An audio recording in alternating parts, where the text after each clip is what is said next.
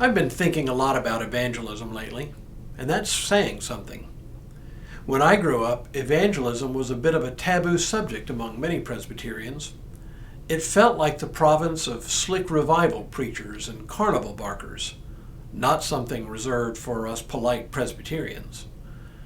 But a long career in ministry has taught me the importance of evangelism, and that it's really not about slick preachers.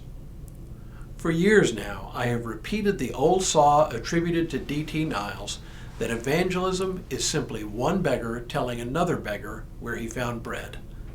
Is it that simple? Yes and no.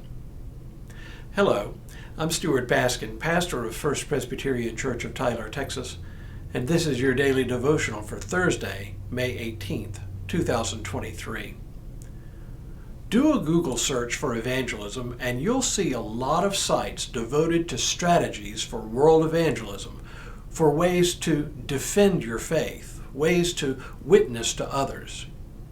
And along with these ideas and strategies are quotes from the Bible, with the last 5 verses of Matthew, the Great Commission, being the most often used. That goes in part, "Go therefore and make disciples of all nations, baptizing them in the name of the Father and of the Son and of the Holy Spirit." There is almost a militant approach to evangelism that has grown up around this and other passages that may account for our Presbyterian reticence about the whole enterprise. But what if I told you that Presbyterians used to do evangelism and used to do a pretty good job of it? The problem is, we've lost our muscle memory, as it were.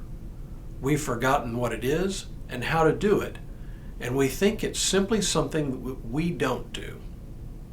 But what if our cultural understanding of evangelism were all wrong? Or at least, what if there were a different way to think about it? There's an interesting story in the Gospel of Mark that I think is a better representation of what evangelism is. It is the story of what we call the Gerasene demoniac. There was a man living in the region of Gerasa, what is now Jerash, on the east side of the Jordan River, near the Sea of Galilee. He was reported to be possessed by demons, and he lived in caves, and if he were chained, he would break his chains. In short, he was a frightening figure to those who lived near him. One day, Jesus came near, and the man came up to him and shouted, "What have you to do with me, Jesus, Son of the Most High God? I adjure you by God, do not torment me." In the conversation that follows, Jesus speaks to the demons inhabiting him and casts them out. The demons enter into a herd of swine who immediately rush headlong into the Sea of Galilee and drown. That's where we pick up the story. The swineherds ran off and told it in the city and in the country. Then people came to see what it was that had happened. They came to Jesus and saw the demoniac sitting there, clothed and in his right mind, the very man who had had the legion, and they were afraid. Those who had seen what had happened to the demoniac and to the swine reported it. Then they began to beg Jesus to leave their neighborhood. As he was getting into the boat, the man who had been possessed by demons begged him that he might be with him. But Jesus refused and said to him, "Go home to your friends and tell them how much the Lord has done for you and what mercy he has shown you." And the man went away and began to proclaim in the Decapolis how much Jesus had done for him, and everyone was amazed. Okay, so I know there are a lot of questions about this passage, but it is what Jesus says to the newly healed man and what the man does that are the important things here.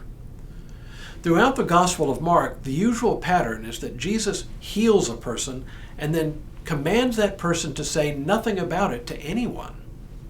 Scholars call this the messianic secret in Mark. But here, Jesus actually commands the man to go tell his friends about it, saying, "Go home to your friends and tell them how much the Lord has done for you and what mercy he has shown you." That's all in the world evangelism is.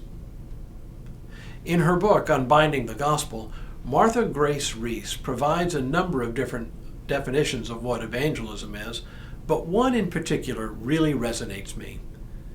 She says that a lawyer she knows who grew up in a highly evangelical church said, "I always felt I wasn't a Christian if I didn't do evangelism, door-to-door knocking.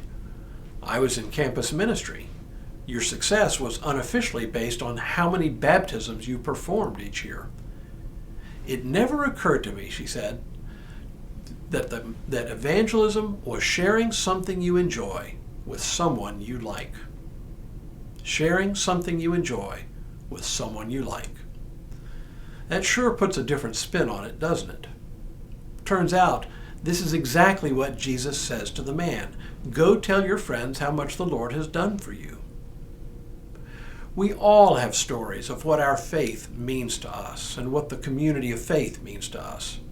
And there are times and situations where people we know are eager to hear what we have to say.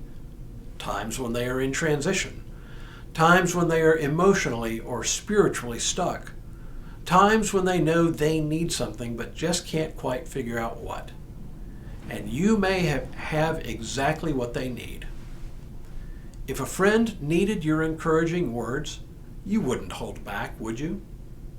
If evangelism is one beggar telling another beggar where he found bread, we wouldn't withhold that bread, would we? Of course not. But one thing is missing, it seems to me, and that is we don't talk enough in our circles about our own experience of faith. Maybe that's where we begin, just pondering the question, what does the faith mean to me in a very personal way? If we do that, who knows? Maybe we'll regain our muscle memory. Now may God continue to bless you and keep you in all that you do this day and in all the days ahead.